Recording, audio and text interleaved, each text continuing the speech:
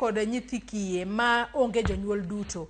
Nyathi kich mayudo omenda mar Inua Jamii en nyathi kich machalo nade beti kwa chako gi kanyo mana achiel kuom penjo.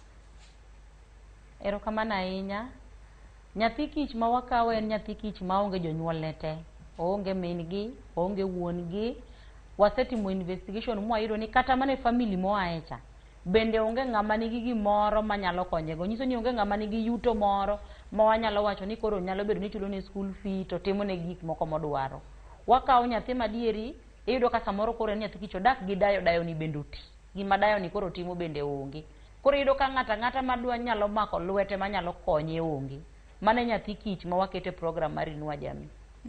To bende wayudo ni adiera kata obedo ni ukawo nyathi kich ma onge jonyuol gi te. Wantiere kod kwatiyo kata kod ranyisi nitiere nyathi kich modak gi min gi to wuon gi nosewito ngimane. Min gi ni pono onge kata nyalo mar pidho nyathi ma kamano. Mago ok ukawo gi sani kose utime yo machalo nade? Kose gin ok gichopo dwaro mar yudo omenda mar Inua Jamii?